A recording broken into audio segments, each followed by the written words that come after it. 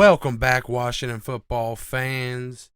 Hey, I know I said that in the last video that would be the last one before the draft, but I forgot. I still have my draft sleepers I have to put out. So, I already put out videos on tight end and linebacker, so I'm going to skip those. But I'm also going to skip the D line too. I don't think that's a position we need to worry about. And I have an honorable mention I actually missed in my linebacker video. Deep sleeper, Nick Nyman from Iowa. His brother Ben's already in the league. This guy's 6'4", 233 pounds. He had a 9.51 relative athletic score. That's a .01 differential from Pete Werner, who's getting major hype these days. And this guy's basically the same size as Pete and Jamin Davis, but he hasn't had the production. So this is a guy that could be there in a 7th round or undrafted free agent that just has all kinds of physical upside that's just waiting to be cashed in on. So, yeah, that's a guy I missed at linebacker. I thought I'd throw him here at the beginning. But moving straight in to my sleepers at the quarterback position. I'm going to start out with, he might not be a sleeper to most, but it's Kellen Mond, my guy in the draft. He's going to be an early 2nd round. This is a pro-ready franchise quarterback. What can I say that I haven't already said in other videos? I just think that this guy's getting slept on real hard, and he is, in my opinion, definitely a franchise quarterback. Next up, some of you guys may have heard of him, but it's Philippe Frank from Arkansas. This guy's like 6'9", 240 pounds or something. He might be a little lighter. But he had a 9.56 relative athletic score. Now this guy's raw as hell, but he has a huge arm. And he's got the wheels that he can scramble. He can make really nice throws, but he lacks touch. Everything this guy throws is at 100 miles an hour. He's not Trey Lance, but he plays him on TV, sometimes on Saturdays. But, this guy can throw lasers all around the field, and he's going to be back in like the 6th, 7th round. Hell, he might go undrafted. This guy has insane upside as a possible potential developmental quarterback. If he's there for nothing, this guy definitely, probably, he'd be worth, replacing Montez with as our developmental guy, because Philippe Frank just has crazy upside. Like 6'9" and can throw the ball through a brick wall. He might not be able to throw like a screen pass, but shit, he can throw it 300 yards down the field. So, give him a try. And then other super sleeper, I got Peyton Ramsey. Now, this guy he's kind of like a perfect copy of Taylor Heineke.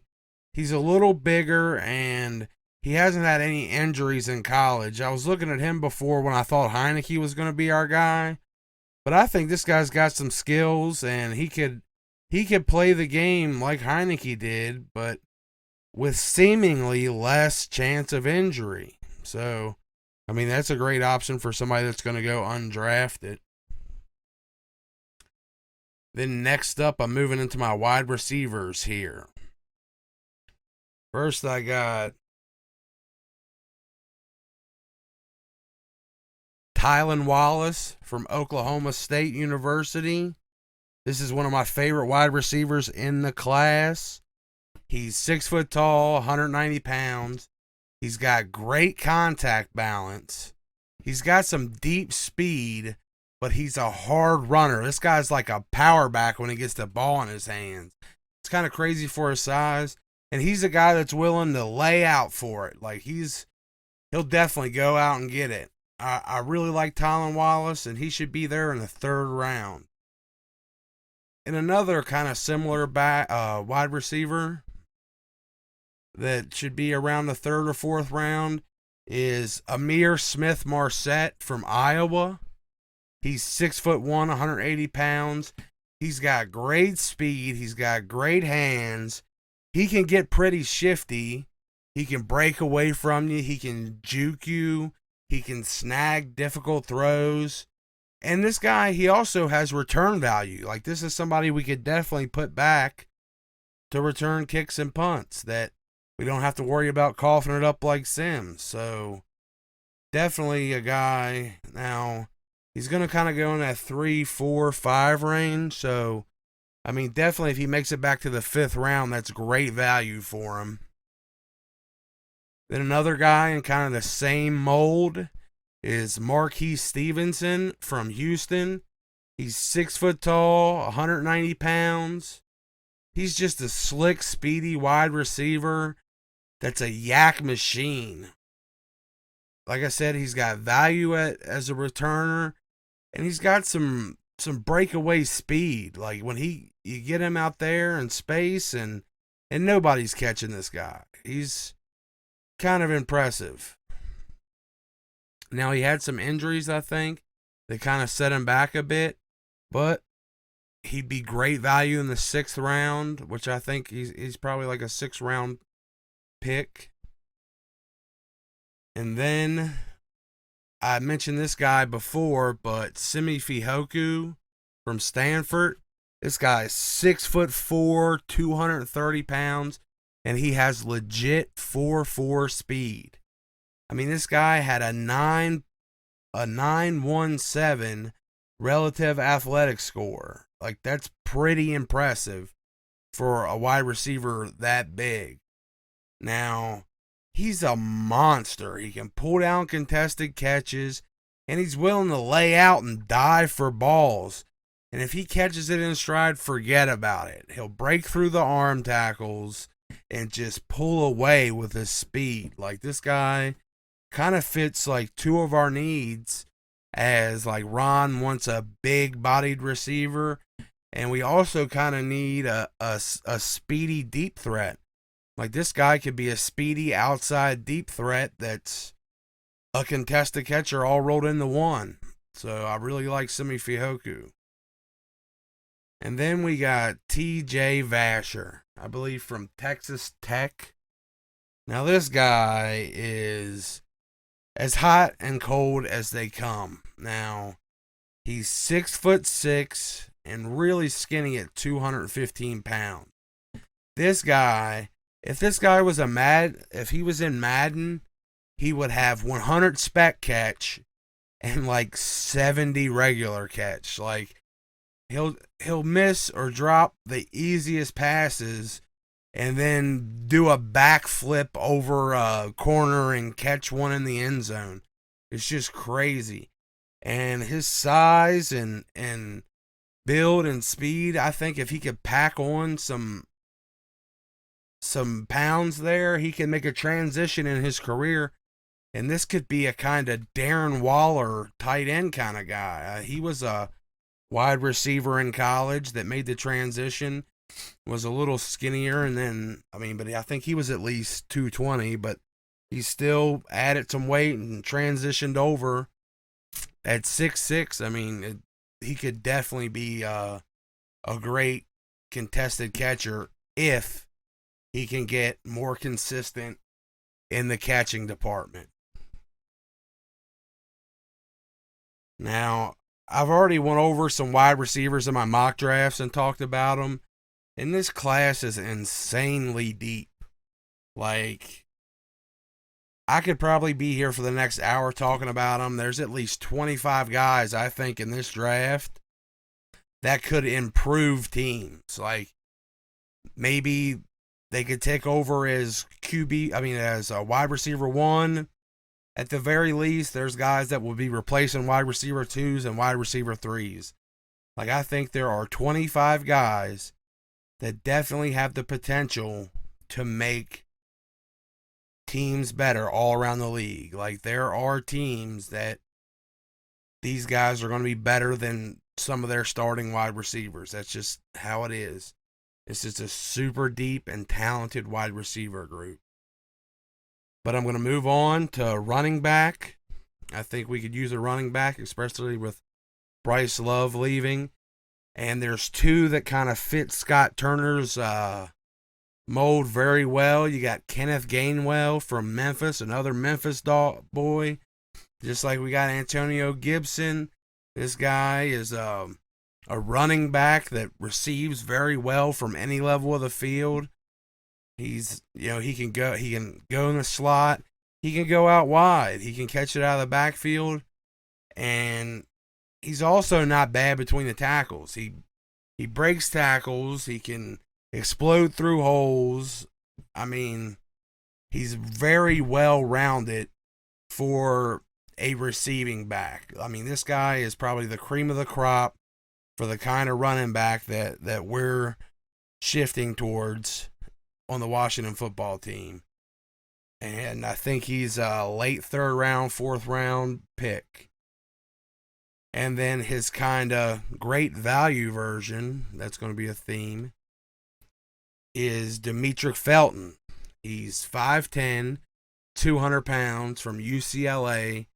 Another great receiving back, just like Gainwell. Except he doesn't do the running back things as well. Like, he's not good between the tackles. I mean, he's pretty good on the tosses and sweeps, stuff like that. And he's definitely a great receiving running back. But, kind of poor at the, taking contact through the middle. And he's sliding. He's probably going to go 6th, 7th round because he had a pretty bad pro day. But it really doesn't matter because the way his speed shows up on the field, he could definitely, I think either of these guys could be a good option to possibly replace McKissick if he leaves. I know he's only on a 2-year contract, and this is his 2nd year coming up. So get a guy like that, and then we don't have to worry about paying McKissick if he decides that, he wants to cash in on all of his hard work. Then we have Javian Hawkins from Louisville. This dude's 5'9", 196 pounds. He's like probably my favorite scat back in the draft.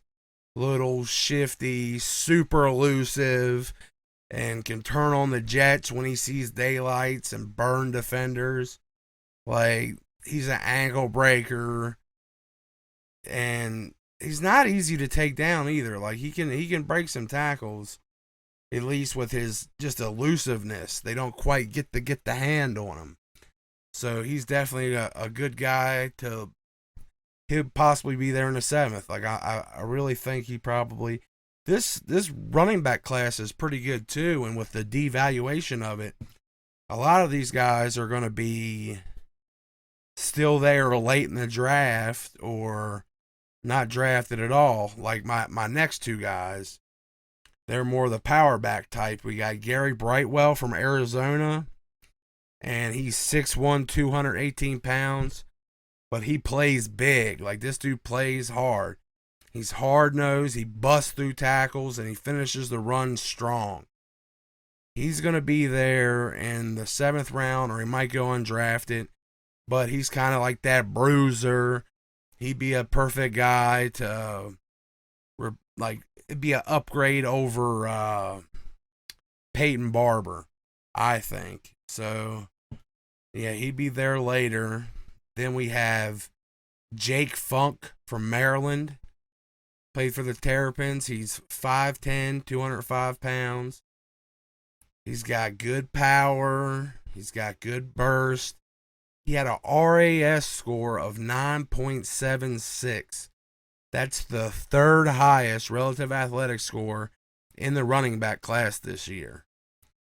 And he didn't get a lot of production there. I don't know why, but he didn't get to play much for Maryland until like this year, I think. But yeah, man, this guy's definitely got some potential. He hits the holes fast. He's got great burst. He's a guy that doesn't shy away from contact. I mean, with the RAS score alone, I think he's definitely got some untapped potential and doesn't have a ton of miles on him like some running backs do coming out of college. This is a guy that's fairly fresh and far more athletic than I think people knew. So for undrafted, this guy would be great. Now we're on to offensive tackles, and this class is crazy deep.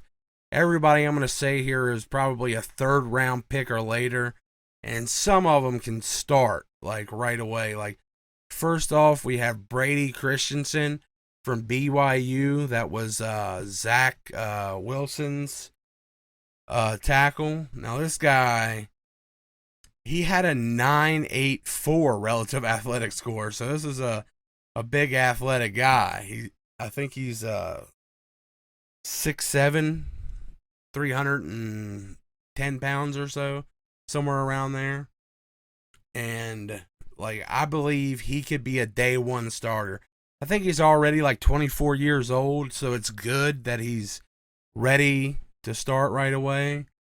But definitely a great value. He's going to be there in like the third round, possibly later. So really good value there. Then you got Stone Forsyth from Florida. This dude's 6'9", 312 pounds. And this dude's got great athletic potential. Like, this guy, with proper coaching, I mean, he's raw now, but he could be turned into a franchise left tackle. I think a lot of these guys could. There's a bunch of raw, super athletic guys that just need to be taught and coached up. And that brings me to the next one here. It's Spencer Brown from Northern Iowa. Man, this guy's 6'8". He's only 290 pounds, but he's still strong. He had a perfect 10 relative athletic score. He's a freaking monster. He's waiting to be molded into a Hall of Famer. Like, it's crazy to get this athleticism at a tackle, a possible left tackle. I mean, but that's the theme here with this class. There's so many guys with potential. Like, we got James Hudson from Cincinnati. Now, this guy, he might actually be more of a possible convert to tackle or a guard. He's 6'5", 310 pounds. He's a great athlete. He's got great feet, great agility. I think he's got to work on his core strength a bit. I think that was one of his knocks. But, I mean, he's just way too agile to be that big. Like, this guy, definitely, like, you almost look at him and be like, hey, man, he could be a gigantic tight end or something. But somebody I think could definitely probably, at the very least, be a high-quality guard at the next level. Then next up, I got Tommy Doyle from Miami of Ohio. He had a 9.90 relative athletic score. This guy is all physical upside. That's why I have him here, because he's just a freak athlete like most of these guys. I mean, he definitely has his technique problems, but he's a pure freak athlete from a small school, so he hasn't got a lot of notice. And he's just waiting to be molded into a great player. Just like here, I got Deontay Smith from East Carolina. This dude's 6'4", 290. And he's got these freaky long arms. He's got 35-inch arms at 6'4". That's pretty awesome. He's got good feet. He's a good athlete. I mean, this is another guy, at the very least, he becomes a dominant guard, especially with that arm length. but that arm length leads you to think like he could definitely be coached up to be a left tackle. He's got the athleticism, and he's got the freaky arm length. And then Jalen Moore from Western Michigan. He's a great athlete, and this season he was just starting to get comfortable with playing the position of tackle. So I think this guy definitely has. He might be a little better off than some of the other guys. Like he looked like he was getting more comfortable with it, and definitely could be. All these guys, man, all these guys could be starters down the road. Like they are great developmental prospects. It's just, like I said, a testament to how deep this class is. And then you got Robert Hainsey from Notre Dame. He's somebody that's definitely going to transition to guard at the next level. He's 6'5", 290, but he's a Notre Dame offensive lineman. I think he's going to be a really good guard. And all these guys are third round or later. I mean, some of these guys are 7th round projections, and they all have crazy, crazy upside. Now, moving on to guards. I already mentioned Quinn Miners and Kendrick Green in other videos, 2 guys I love at guard. But now we're on to, the earliest one I got here is Ben Cleveland from Georgia. Man, this dude's 6'6", 335, and he's rocked up. Like, he's trim. Like almost abs. Not quite, but he's he's pretty close. Like, he had a 9.64 RAS score, and he's just massive, and he's agile, and he's this big, immovable object. Not immobile, this guy's agile, but he's an immovable object, and he treats human beings like action figures. He just picks you up and just moves you around. Like, I don't know why this guy wasn't playing tackle. I guess he's very agile, so I don't know, but maybe he just doesn't have that reaction time. But as a guard, he is just ridiculous to have in the middle of that line. Like, on the inside of that line, it's like, who's going to get past him in pass blocking? Like, who's going to get past this guy? Like, it's ridiculous. I would just love to see him going against Payne and training camp. Like, that would just be so fun. Then you got another late guy. This is like a 7th round guy with crazy, crazy athleticism. You got Za'Darius Hutcherson from South Carolina. He's 6'4", 320 pounds. Huge human being, but had a 9.89 relative athletic score. Freak athlete. Huge. This is like a human bowling ball. Like, he needs technical refinement, but this guy could be amazing. Just that athleticism at that size, the way he moves. If you see the way he moves, it's kind of wild for that size. Like, pretty jealous. Like, that guy is definitely, man, Hutcherson. Sounds like a good guard name. But I think my last guard I got here is Chadden Herring, another BYU guy. Now, he's a guard, but this man is 6'7", 310 pounds. He had a 9.84 relative athletic score, and I don't know why he's so low, because if you watch the tape, like, this guy, he played good, and he was versatile. He played all across the line. He has this great athleticism. You know, he's got his hiccups and everything, but man, this guy at that size, he could instead of being a tackle and going to guard, this guy could be a guard that goes to tackle. Just that crazy length. But yeah, man, this whole draft is deep, and the offensive line class is ridiculous. Like, right there, that guy's going to be like a 5th or 6th rounder, maybe a 7th rounder. Yeah, Sedarius Hutcherson and Herring are both like projected like 7th round, and they're these huge human beings with 9, 8 something RAS scores. One's got a 984, one's got a 989. That's just crazy. It's the kind of thing you could mold into something amazing.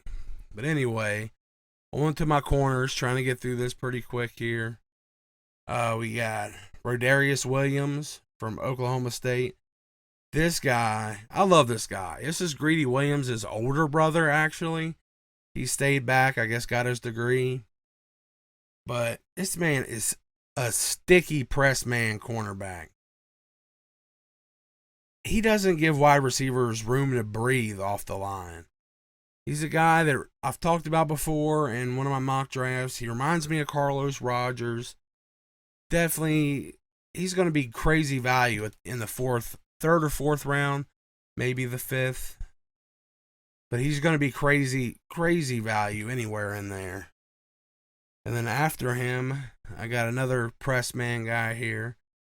I got Ben St. Juste from Minnesota. This dude's 6'3", 205 pounds. He's a press man bully. And he just imposes his will and dominates wide receivers off the line. He's like the great value version of J.C. Horn. But he's not a speedster. But like the cornerback mantra goes, I think it was Richard Sherman said it, it's not how fast you are, it's how fast I let you be. And at his size and skill, like this guy could be like a sneaky Richard Sherman in the 3rd or 4th round. You know, his big 6'3", 200-pound cornerback coming out in the draft. Like, I think he's got massive potential. Today's word is potential, kids. But yeah, I really like Ben St. Juste. Like, he's kind of nasty. Like, he just sticks to people. And then we got Robert Rochelle. He's kind of a freak athlete. He's got great size. He's from Central Arkansas. He's 6'2", 195. He was a 9.65 relative athletic score.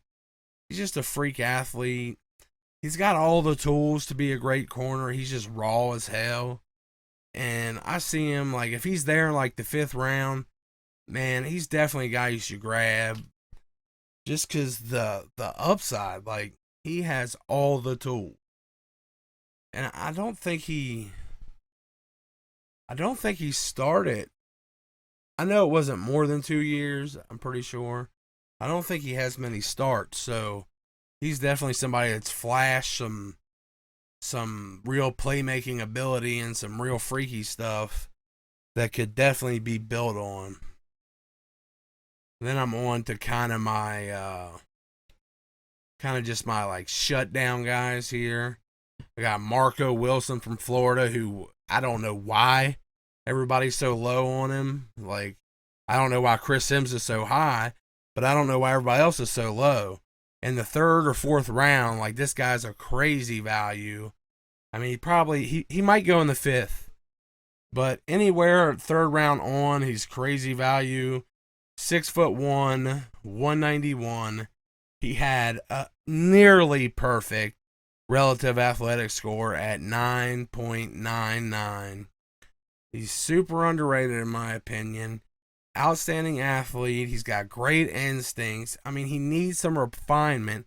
He definitely needs some discipline because he plays with like a legit chip on his shoulder. Y'all saw where, I don't know if you saw where he threw the shoe. Like he gets a little into it. But I like cornerbacks that kind of play like real passionate. But man, his upside is immense.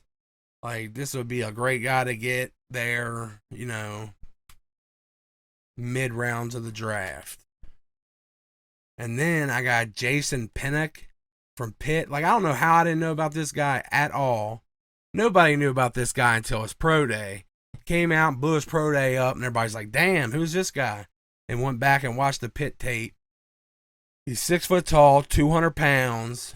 He had a 9.78 relative athletic score. You watch his tape, this dude's got great ball skills. He's got great production. He's got playmaking. Like I said, he killed it at his pro day. He's got some serious potential. Like, this guy might be, like, if you actually look at his tape, like he might be like a second round talent in this deep class. And, it kind of makes him like a third round talent. But because nobody knows who he is, I'm seeing him projected like into the 7th round. Like, it's absolutely nuts. This guy might go in day 3. When you watch his tape, you're like, damn, man, this class is deep. Then I like Shamar Jean Charles from App State. He's 5'11", 190 pounds, small school guy. He tested poorly, but I know he played some lesser competition, but he just looked dominant on the field. And he had that cornerback 1 swagger. And, like, that's a decent place to start. Like, he's out there dominating, and he acts like he can dominate. So if you can build him up to kind of match his swagger, then, I mean, you got something there. And for somebody who's going to be 7th round or undrafted, it's worth taking a shot, in my opinion. So now I'm on to my little set of ball hawks here. And somebody that's he was definitely a late 1st round guy to early 2nd round guy before his injury. And now he's pushed back into the 3rd round, mid-3rd, maybe late 3rd. But it's Paulson Adebo from Stanford. He's 6'1", 190 pounds. He had a 9.55 relative athletic score. He's just a silky smooth athlete and a crazy ball hawk. Like, this guy has instincts and awareness and ability to read the quarterback and make plays on the ball. Like nobody else in the class has it like him. And he can just shut you down and cover you up too. Like, this guy going in the mid rounds could be, if he's back to 100% after his injury, which, I mean, everything's pointing to him, like his pro day and everything points to him being back, to top level. This guy could be the steal of the draft if you're looking for a cornerback. And it's a perfect kind for us, I think. We got pressman William Jackson over there. We got slot Kendall Fuller. And if we just put this guy, ball hawk, on the other side, it'd be perfect. Yeah, Paulson Adebo is just going to be an insane value for somebody in the 3rd round. Hell, if somebody takes him at the end of the 2nd, I still think they're balling out of control. And then we got Shakur Brown from Michigan, 5'11", 195 pounds. This is the great value version of Adebo. He's got serious ball hawking skills, and he's a guy that's going to be there in the 6th round. So I'd be happy grabbing this guy in the 6th round, because it's, not as high a priority position for us, but we'd still have somebody that could possibly, especially behind our defensive line, when quarterbacks are just chucking up prayers, like, it would make it really easy for these guys to pick off passes. And wow, like, if you could get that out of a 6th rounder, I mean, that'd be pretty huge. And then right after him, I got Zach McPherson from Texas Tech. Nobody knows about this guy, but he's the same. He's 5'11", 195 pounds. He had a 9.56 relative athletic score. He's a great athlete. Texas Tech doesn't get any hype or anything, but this guy is a ball hawk too. Like, I don't know, they had like 6 or 7 interceptions in the last 2 years altogether. I don't know. He's definitely a ball hawk. And if you watch this tape, like, he got better over the course of his time there. Like, he's consistently gotten better. So that's like a really good sign for a cornerback. You want to think that he steps into the NFL and he takes the next step up and the next step up and possibly becomes an elite cornerback. At the very least, we got somebody to go out there and make plays here and there. Be like a late career D'Angelo Hall or something. But yeah, Zach McPherson from Texas Tech. Zach. Who names their kid Zach? And then the last position I got here is safety. And I've mentioned before Jamar Johnson from Indiana. Like, he'd be ideal. Like, if he makes it to the third round, he's kind of the guy you sprint the card up there. You stiff arm your grandma out of the way, whatever you got to do. But, yeah, Jamar Johnson's definitely one of those guys. And then all these other guys are like super value guys in like the 5th through 7th round. And I got Christian Uphoff from Illinois State. And this guy is 6'3", 195 pounds. He's got high awareness. He's a great athlete. He's got great size. He's physical. He's versatile. He's got great hips. He likes to hit. He can play safety anywhere, the slot, in the box, deep, whatever you need him to do. He's got great instincts, but his problem is he doesn't trust them all the time. He doesn't trust his eyes all the time. But when he does, he's quick. He's got quick feet. He's got quick reaction time. He can cover tight ends. He can close on the ball to jump routes. Man, this guy could develop into a star at the safety position, honestly. Like, he's 6'3", 195 pounds. With all these skills. He just needs to put it all together and keep improving at the NFL level. And then I got Sean Davis from Florida. Go ahead and match him up with Marco Wilson. Now, Sean Davis is 6 foot tall, 206 pounds. He's got great hips. He's versatile. He can play deep. He can lay the smack down on you in the box. He loves to hit. He's got great burst. He's going to be a great value somewhere, like I said, between the 5th and 7th round. That's where all these guys are. And yeah, I don't hear hardly anybody talking about him. I think Louis T might have took him in a mock draft, maybe. I can't remember. But he's definitely a good value that late in the draft. And then, is this my last guy? All right, here's my last guy. It's a bit of a shocker. This guy from Oregon. No, it's not the one everybody's thinking about. This one is the forgotten man, Brady Breeze from Oregon. He's 6'1", 196 pounds. He made huge progressions as a player over the end of his career there at Oregon.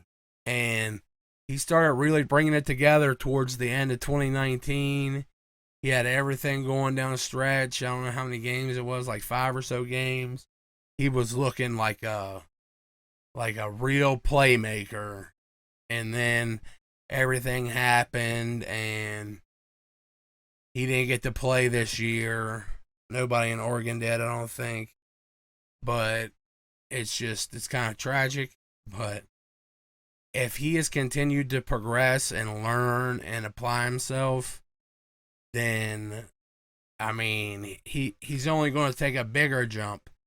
I thought he was very impressive there, and nobody's talking about this guy. It's crazy. Brady Breeze. That's an awesome name. Actually, I have heard about him before. I heard PFF talking about him because their names are all awesome.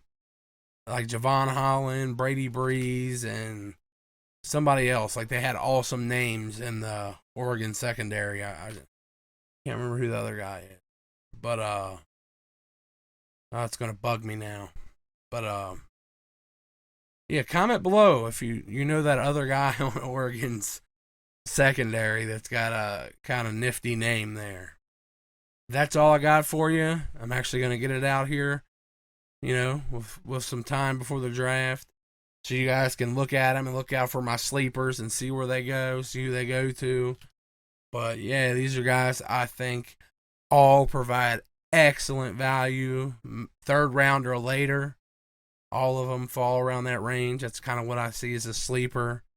You know, like a first round value in the third round, or a third round value in the seventh round. Kind of those sleeper types nobody are talking about. But yeah, if you like the video, yeah, man, comment, subscribe. I love you guys. Peace.